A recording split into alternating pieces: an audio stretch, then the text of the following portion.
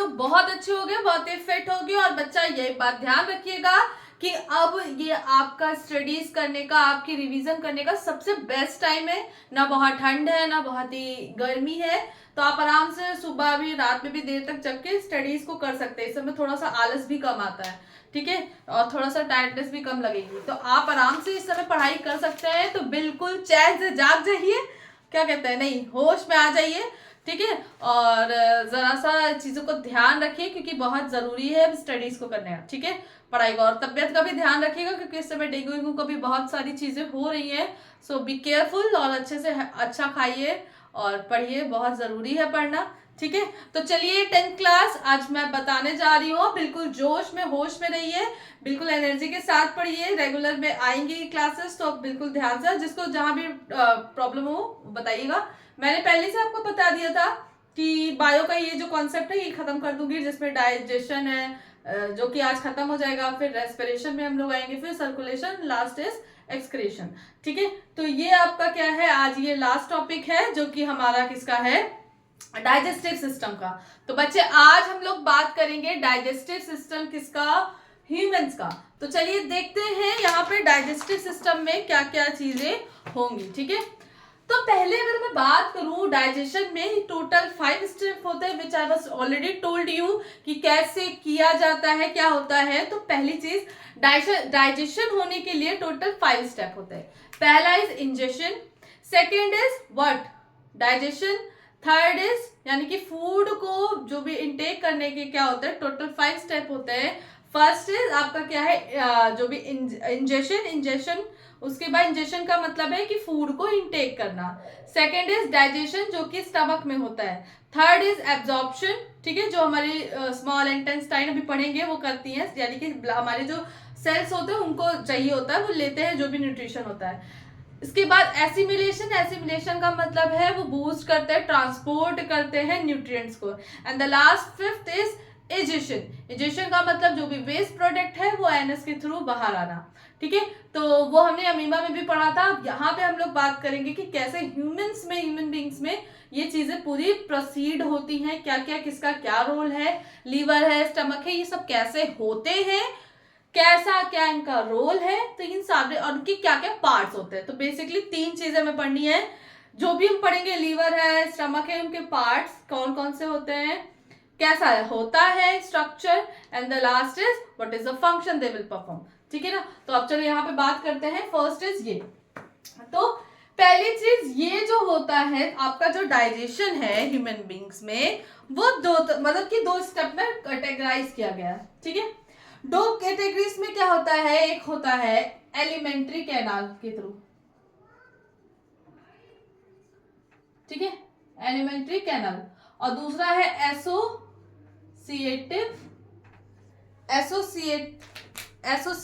Digestive gland, associated digestive gland. तो associative digestive gland में हम 2 को बात करेंगे, 2 की, वो है लीवर और हमारा है पैंक्रियास, ठीक है, लीवर और पैंक्रियास। एलिमेंट्री कैनाल की बात करें तो फूड पे जो ओवरऑल फूड का डाइजेशन प्रोसेस होता है वो एलिमेंट्री कैनाल में होता है, यानी कि यहां से लेकर यहां तक की जो सारी बातें हैं वो एलिमेंट्री कैनाल में आएंगी। तो इसमें क्या क्या आएगा, तो पहली चीज तो इसमें बुकाल कैविटी आएगी जहां से फूड इनटेक किया जाता है, ठीक है। उसके बाद तुम्हारा ऑइसोफेगस, ऑइसोफेगस का मतलब फूड पाइप को हम लोग ऑइसोफेगस कहते हैं, ठीक। इसके बाद हम लोग यहाँ पे पढ़ेंगे स्टमक, इसके बाद हम लोग पढ़ेंगे small intestine, and last is large intestine, large intestine, ठीक है। तो ये सारी चीजें हैं, अब इसको एक एक करके स्टेप पे पढ़ते हैं, बहुत ध्यान से सुनिएगा, ठीक है। और प्लीज एक रिक्वेस्ट है कि इसमें कुछ लिखवाएंगे नहीं, तो जो मैं बोल रही हूँ उसको आप नोट्स बना के, एक बुक भी रखिए, बना के साथ साथ लिखिएगा तो आराम रहेगा। हिंदी के टर्म्स भी बताती जाऊंगी, तो डोंट वरी। जैसे कि अगर यहाँ पे बात करें, बुकाल कैविटी को मुख गुहा कहते हैं, लीवर को हम लोग यकृत कहते हैं, पैंक्रियास को अंगनाशय कहते हैं, स्मॉल इंटेस्टाइन को छोटी आंत कहते हैं, लार्ज इंटेस्टाइन को हम लोग क्या कहते हैं, वो बड़ी आंत, ठीक है, ये सारे है। स्टमक तो आप जानते ही हो। तो ये सारी चीजें। अब चलिए यहाँ पे बात करते हैं कि क्या क्या है चीजें, ठीक है। अब यहाँ पे जो है फूड इनटेक किया जाता है वो बुकाल कैविटी होती है, जिसमें कि हम लोग ये फूड को जो है इनटेक करते हैं। अब बुकाल कैविटी का मतलब हमें यहाँ पे पढ़ना पड़ेगा टीथ के बारे में। तो बेसिकली जो टीथ होते हैं there are 4 type of teeth. कितने टाइप्स के टीथ होते हैं? 4 टाइप्स के। अब पहली चीज, जब हम कोई भी फूड इनटेक करते हैं तो ये डाइजेशन का प्रोसेस हमारे माउथ से ही स्टार्ट होने लगता है। कैसे? हम जो भी फूड है वो क्या करते हैं? च्युइंग करके खाते हैं, चबा के खाते हैं। इट मीन्स कि फूड, जब डाइजेशन का मतलब होता है when food breaks into a smaller parts then we called it digestion. तो यहाँ पे अगर आप देख रहे हो, आप च्युइंग करके जब खाते हो, चबा के खाते हो, तो आपका फूड छोटे छोटे पार्ट मतलब टूटना स्टार्ट हो जाता है। तो इट मीन्स ना कि आपका डाइजेशन माउथ से ही स्टार्ट हो जाता है। तो बेसिकली जो हमारे टीथ होते हैं देयर आर 4 टाइप्स। और छोटे बच्चे जो होते हैं उनमें बेसिकली 20 टीथ ही होते हैं, ठीक है। उसके बाद ये 32 दांत हो जाता है, ठीक है, जब हम लोग एडल्ट होते हैं। और वो भी सबको 32 नहीं आते, ठीक है, जिसको कहते हैं अकल के दांत, ऐसे कुछ अकल की दाढ़ी, पता नहीं क्या बोलते हैं, ठीक है। तो वैसे सबको नहीं आता। अब देखो जो टीथ होता है वो बेसिकली 4 पार्ट में डिवाइड होता है। हम देखो कुछ रब नहीं कर पाएंगे आज, इसलिए क्योंकि ये सारी चीजें जरूरी है बताना, है ना।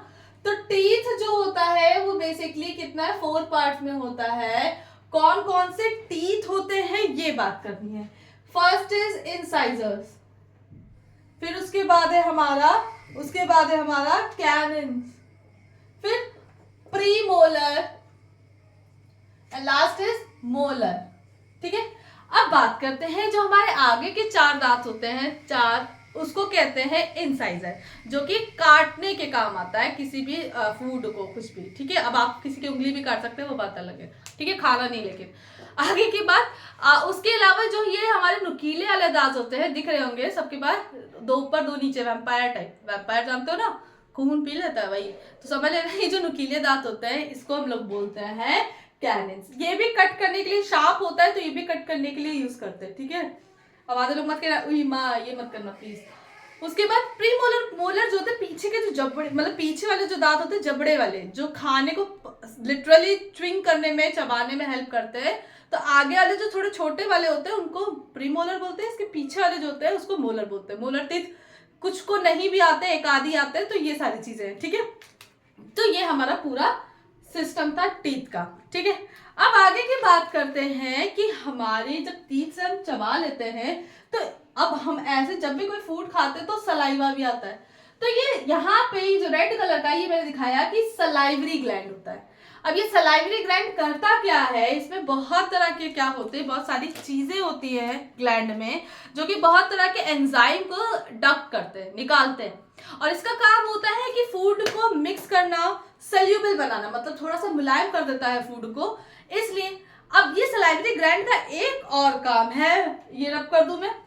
सलाइवरी ग्लैंड क्या करता है? बेसिकली जो फूड हम इंटेक करते हैं वो ज्यादातर कार्बोहाइड्रेट होते हैं, और सलाइवरी ग्लैंड का काम होता है कि फूड को छोटे मॉलिक्यूल में ब्रेक करना। तो याद रखना, सलाइवरी ग्लैंड जो होता है वो हमारा स्टार्च ज्यादातर फूड जो इंटेक करते हैं स्टार्च के फॉर्म में ही होता है। स्टार्च को सलाइवा किसमें कन्वर्ट कर देता है?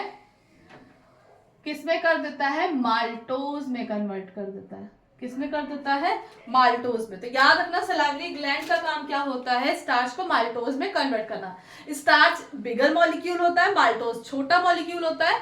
तो ये क्या करता है? सलाइवा हमारा ग्लूकोज के ब्लड की ग्लूकोज कह रही हूँ, स्टार्च को छोटे फॉर्म में माल्टोज में कन्वर्ट कर देता है। ये बात बिल्कुल मार्क कर लीजिए, दिमाग में एकदम बैठा लीजिए।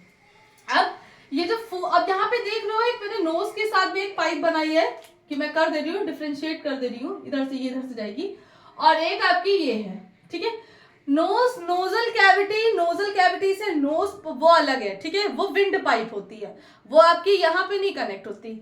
अब वो आपकी क्या जाती है? वो आपकी होते हुए कहाँ से पहुंच जाती है? आपके लंग्स में पहुंच जाती है, ठीक है। वो तो समथिंग इज डिफरेंट, ठीक है। लेकिन जो फूड पाइप होती है वो हमारे क्या है? ये लंबी सी होती है, ठीक है ना, लॉन्ग ट्यूब होती है 6 सेंटीमीटर की करीब करीब। तो ये जो होती है, ये जो है इसको कहते हैं ऑसोफेगस, या फिर इसको फूड पाइप भी बोल सकते हैं, ठीक है।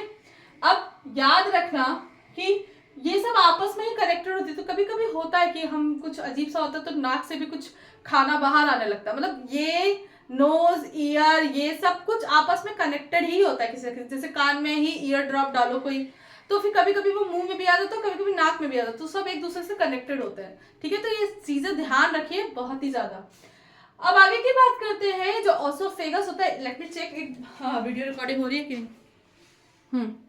तो जो ओसोफेगस होता है, जो फूड पाइप होती है बेटा, ये ऐसा नहीं है, इसमें एक वॉल्व होती है, फ्लेक्सिबल वॉल होती है।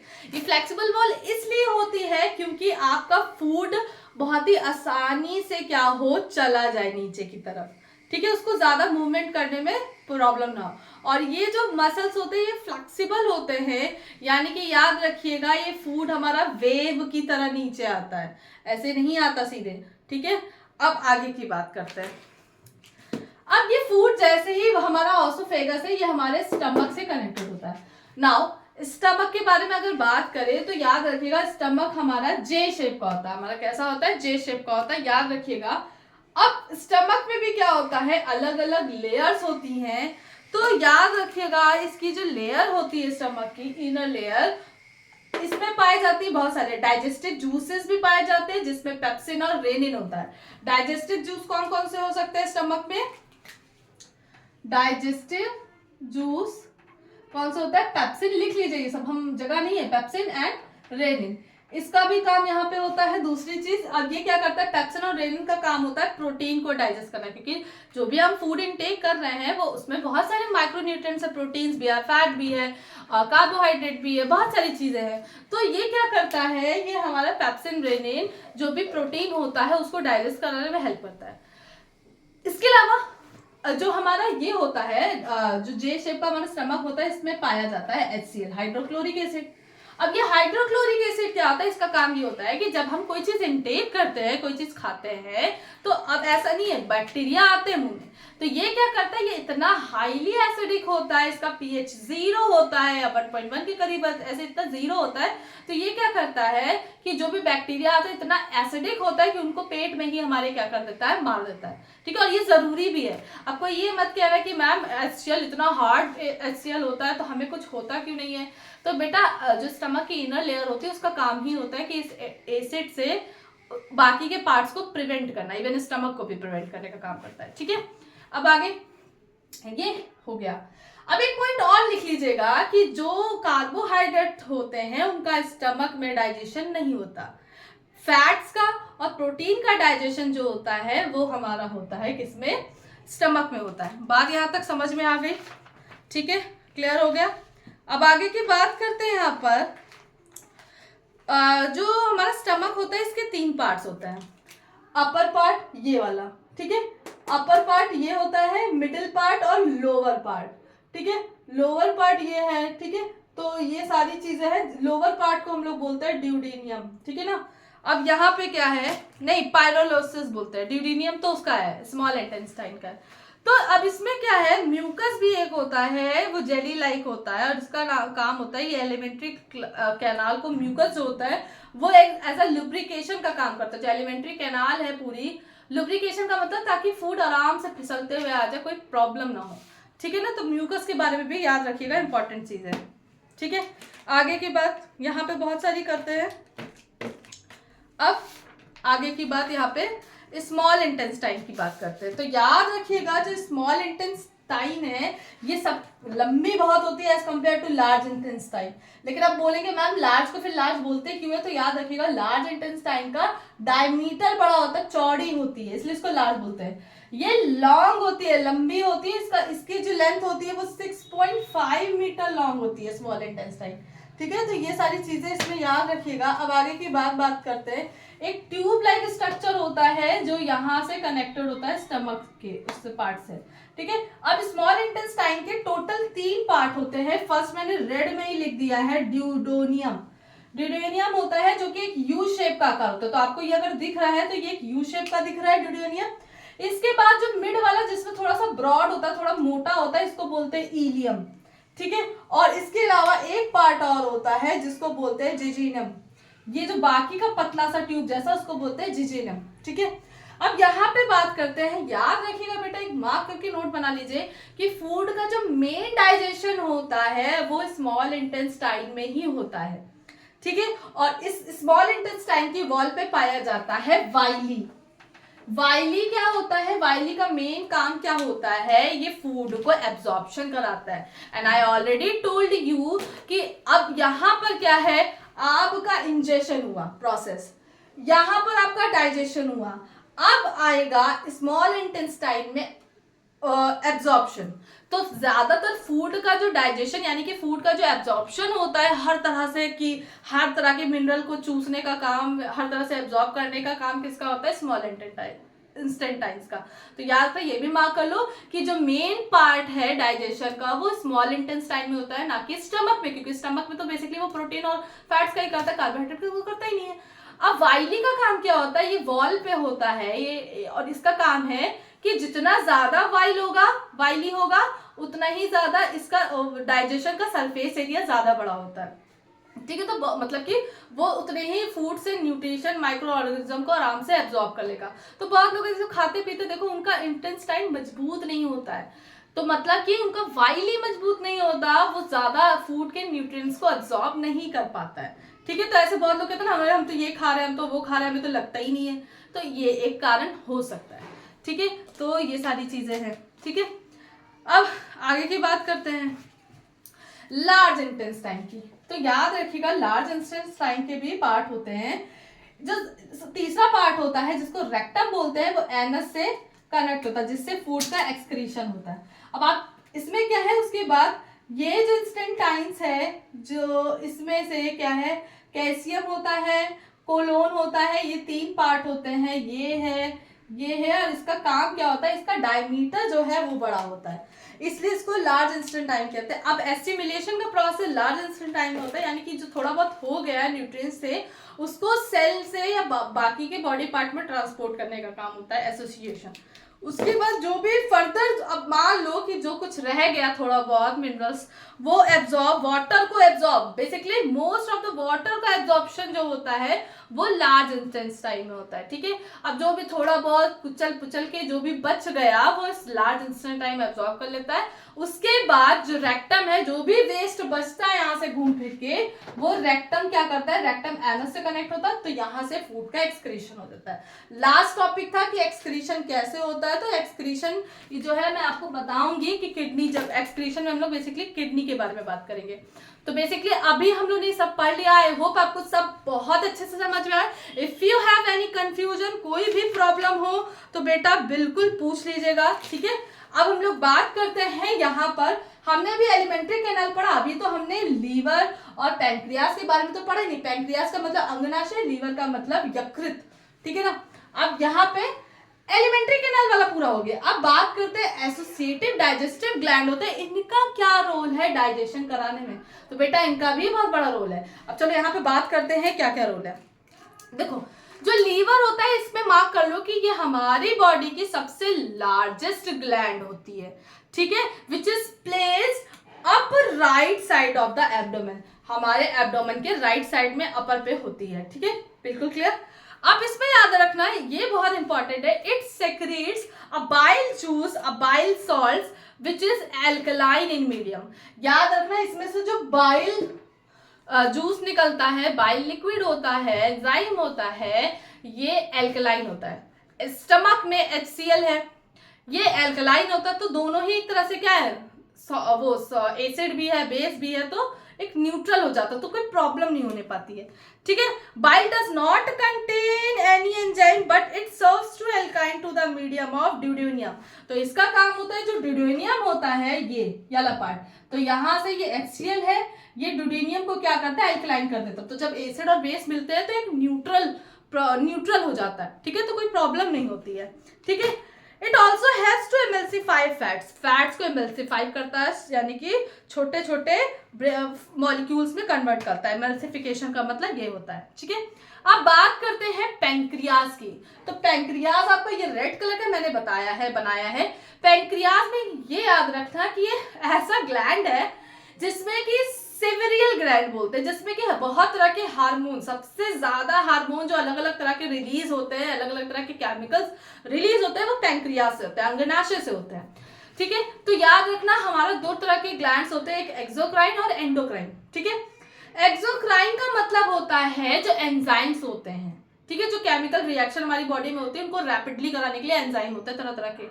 एंडोक्राइन का मतलब हमारी बॉडी में अलग अलग तरह के हार्मोन्स भी रिलीज करता है, जैसे हम गुस्सा होते हैं, बहुत खुश होते हैं, किसी को देख के अट्रैक्ट होना, ये सारी भी एक तरह की फीलिंग है। ये कैसे डेवलप्ड होती है, ये हमारी बॉडी में अलग अलग तरह के केमिकल्स रिलीज होते हैं अलग अलग ग्लैंड से।